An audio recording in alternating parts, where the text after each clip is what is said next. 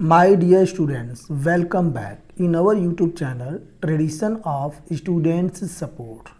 कक्षा 6 गणित अभ्यास 2D प्रश्न 1, निम्नांकित संख्या रेखा द्वारा विभाजन तथ्य को बताइए। तो ये यहाँ पे संख्या रेखा दिया हुआ है और यहाँ 2-2 का ये खंड किया हुआ है और ये 12 तक है, 0 से लेके 12 तक, और इसे हमें विभाजन तथ्य के रूप में लिखना है। तो यहाँ हम लिख सकते हैं विभाजन तथ्य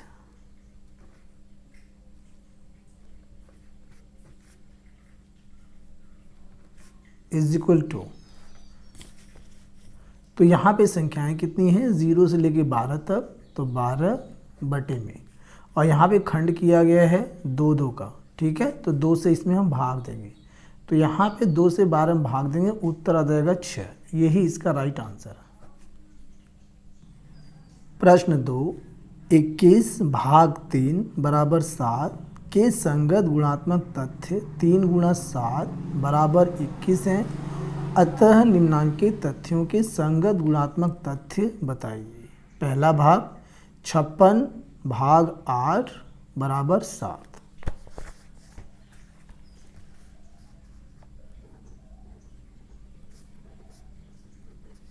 56 भाग 8 और बराबर है 7, तो इसका संगत गुणात्मक तथ्य, संगत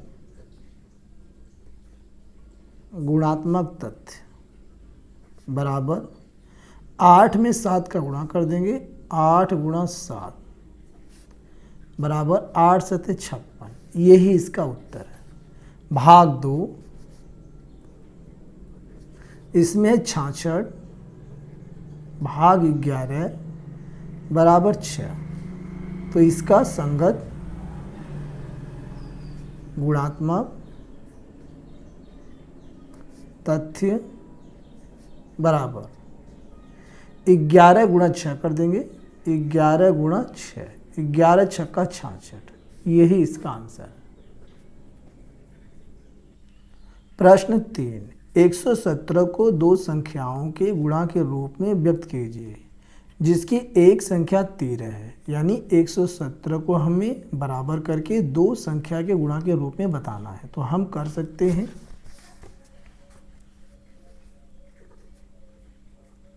क्वेश्चन 3, 117 में हम भाग दे देंगे 13 से, 117 में हम भाग दे देंगे 13 से, बराबर रफ में भाग देंगे, 117 में 13 से भाग देंगे तो ये 9 बार में जाएगा, 13 9 117, घटा देंगे आ जाएगा 0। तो यहाँ इसका भागफल आ जाएगा 9, और यहाँ पे हमें क्या करना है, 117 को दो संख्याओं के गुणा के रूप में लिखना है। तो हम कर सकते हैं संगत गुणात्मक तथ्य, संगत गुणात्मक तथ्य, और हम कर सकते हैं 13 की हम 9 में क्या करेंगे, गुणा कर देंगे, 13 गुणा 9 बराबर 13 9 117। तो यहाँ पे ये जो पूछा गया है कि 117 को दो संख्याओं के गुणा के रूप में लिखिए, तो ये लिखा जा चुका है और यही इसका आंसर है। प्रश्न 4, क्या ऐसी कोई पूर्ण संख्या संभव है जिसको स्वयं से विभाजित करने पर वही संख्या प्राप्त होती है। क्वेश्चन 4, तो इसका उत्तर है हाँ, और वह संख्या कौन सी है, आइए देखते हैं। यहाँ पे कहा है ऐसी कोई पूर्ण संख्या संभव है जिसको स्वयं से विभाजित करने पर, तो यहाँ पे पूर्ण संख्या है और इसे भाग देना है, ये भाग का साइन है, स्वयं पूर्ण संख्या, तो इसका भागफल भी जो है पूर्ण संख्या आना चाहिए, पूर्ण संख्या, यानी यहाँ पर पूर्ण संख्या 1 है और इसमें हम भाग देंगे स्वयं इसी पूर्ण संख्या से 1 से, तो यही संख्या आना चाहिए। तो यहाँ 1 से 1 में भाग देंगे तो यहाँ पे भागफल आएगा, यही पूर्ण संख्या 1 आएगा। तो यहाँ पे हम रफ में भी देख लेते हैं, 1 से 1 में हम भाग देंगे, 1 1 काम 1, एक बार में जाएगा, घटा देंगे आ गया 0। तो यहाँ पे हम कह सकते हैं वह संख्या 1 है, वह संख्या 1 है और ऐसा करना संभव है। ये इसका आंसर है। प्रश्न 5, क्या दो विभिन्न शून्येतर पूर्ण संख्याओं के लिए पहली संख्या को दूसरी संख्या से विभाजित करने पर तथा दूसरी संख्या को पहली संख्या से विभाजित करने पर समान भागफल प्राप्त होता है? तो नहीं, यह कथन सत्य नहीं है। और यहाँ पे सबसे पहले शून्येतर पूर्ण संख्या को समझ लेते हैं। क्वेश्चन 5, शून्येतर पूर्ण संख्या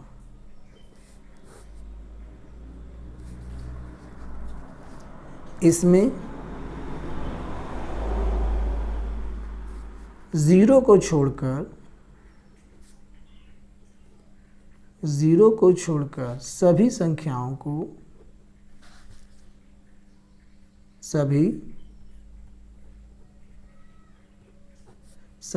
को शून्येतर पूर्ण संख्याएं कहते हैं।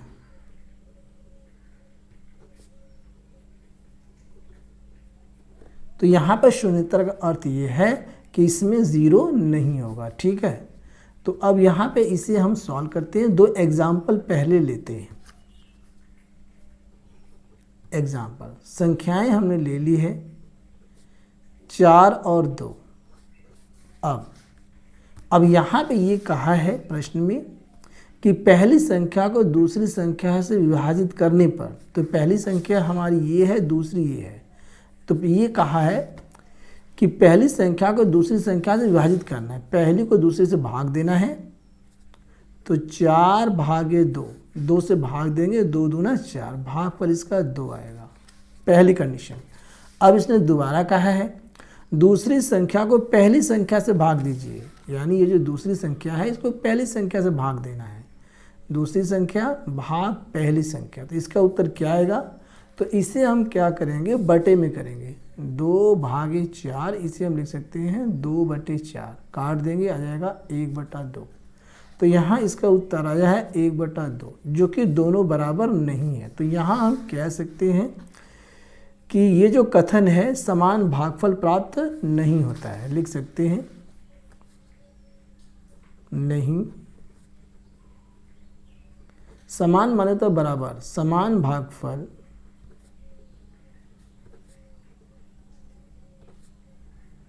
प्राप्त नहीं होता है। राष्ट्रीय आय एवं योग्यता आधारित छात्रवृत्ति परीक्षा प्रश्न NTS के नाम से जाना जाता है। प्रश्न 1, 80 और 90 के बीच अभाज्य संख्या है। तो इन चारों विकल्पों में से बताना है कौन सा सही है, और यह प्रश्न वर्ष 2005 में पूछा गया था।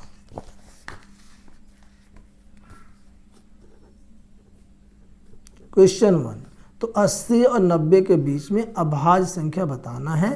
तो हम क्या करेंगे, 80 से लेकर के 90 तक संख्याएं लिख लेंगे। 80, 81, 82, 83, 84, 85, 86, 87, 88, 89 और ये लास्ट में 90। यहाँ पर हमें बताना है कि 80 और 90 के बीच में, तो 80 और 90 छूट जाएगा, इसके बीच में हमें चाहिए, तो इसे हम काट देते हैं, ये तो हो नहीं सकती। अब यहाँ पे हमें अभाज्य संख्या वह संख्या होती है जो स्वयं से भाग होती है और किसी से नहीं होती है। तो यहाँ पे 81 है, 3 से 9 से भाग हो रहा है, तो ये नहीं होगा। 82 2 से भाग हो जाएगा, ये भी नहीं होगा। 83 किसी संख्या से भाग नहीं होगा, तो ये पहली संख्या हमारी आ गई। 84 2 से भाग होगा, कट जाएगा। 85 5 से भाग होगा, कट जाएगा। 86 2 से भाग होगा, कट जाएगा। और 87 जो है 3 से भाग होगा, कट जाएगा। 88 2 से भाग होगा, कट जाएगा। बच गई 89, किसी से भाग नहीं होगा, स्वयं से होगा। तो हम कह सकते हैं कि पहली संख्या हमारी 83 है और दूसरी हमारी है 89। यही दोनों इसके राइट आंसर हैं। ऑप्शन चेक करते हैं तो ऑप्शन हमारा है 83 और 89, घ इसका विकल्प सही है, लिख सकते हैं विकल्प घ इसका राइट आंसर है। प्रश्न 2, इस प्रश्न में 5 पद हैं।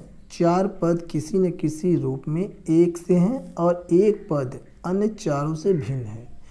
अन्य से भिन्न पद की संख्या को उत्तर पथ पर संगत प्रश्न के सम्मुख वृत्त से घेरिए।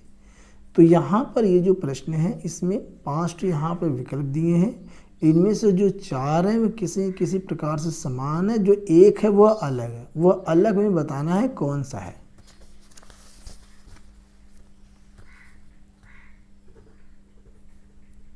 क्वेश्चन 2, तो यहाँ पे जो इसका पहला क है, क में दिया हुआ है 6, 3, 18। तो इसे हम लिख सकते हैं 6 गुणा 3 6 त्रिक 18।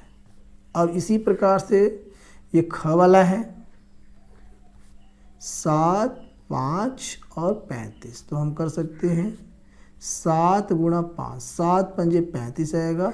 इसी रूल को फॉलो कर रहा है जो रूल पहले में लगा था। ग में है 9, 3 और 27। तो यहाँ भी इसी रूल को लगाएंगे 9 गुणा 3 9 3 27 बराबर आ गया। अब आता है ये घ।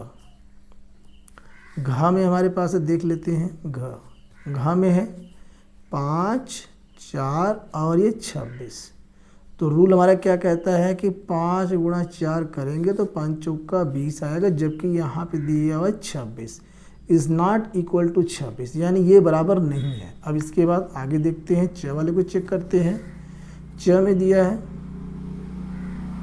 8, 7 और ये 56। तो यहाँ पे हम करेंगे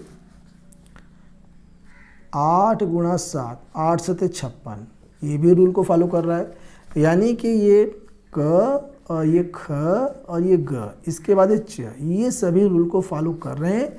लेकिन ये घ जो है रूल को फॉलो नहीं कर रहा है। ये घ जो है रूल को फॉलो नहीं कर रहा है। तो यही हमारा उत्तर है। हम यहाँ लिख सकते हैं घ 5, 4 और ये 26। इन पांचों में यही सबसे अलग है और यही इसका राइट आंसर है। प्रश्न 3, दिए गए 5 विकल्पों में से लुप्त पद को ज्ञात कीजिए तथा उसकी संख्या को सही प्रश्न संख्या के सामने उत्तर पत्रक पर लिखिए। 196, 169, 144, 121, 100 और यहाँ क्वेश्चन मार्क। इसके स्थान पे बताना है क्या आएगा। विकल्प दिया है क 85, ख 90, ग 81 और घ 64 और च 95। जब हल करेंगे तब पता चलेगा इनमें से कौन सा सही है। ये हमें दिया हुआ है तो 196 को हम लिख सकते हैं 14 गुणा 14। जब 14 का 14 में गुणा करेंगे तो आएगा 196। इसी प्रकार 169 को हम लिख सकते हैं 13 गुणा 13। 13 में 13 गुणा करेंगे तो आएगा 169, यानी कि एक संख्या घट रही है। ये 14 था, ये 13 हो गया। इसी प्रकार ये 12 होना चाहिए। चेक करेंगे हम 12 गुणा 12, 12 गुणा 12 करेंगे तो आएगा 144। तो इसका मतलब है इसमें 11 गुणा 11 करना होगा। चेक करते हैं 11 गुणा 11 करेंगे तो 121 आएगा। सही है। तो ये हमारा हो जाएगा 10 गुणा 10। तो 10 दहा में होता है 100, हम सभी जानते हैं। तो यानी कि यहाँ पे देखा गया है कि पहले 14 था, फिर 13 हो गया, फिर 12 हो गया, फिर 11 हो गया, फिर 10 हो गया, यानी अब लास्ट में 9 होगा। तो इसके स्थान पे हम बता सकते हैं कि 9 गुणा 9, 9 गुणा 9 होगा, यानी कि 9 9 81 आएगा। तो यहाँ हम लिख सकते हैं क्वेश्चन मार्क बराबर 9 गुणा 9 बराबर 81। यही इसका आंसर है। ऑप्शन चेक करते हैं तो यहाँ पे ऑप्शन हमारा ग 81 सही है। लिख सकते हैं हम विकल्प ग 81, ये इसका राइट आंसर है।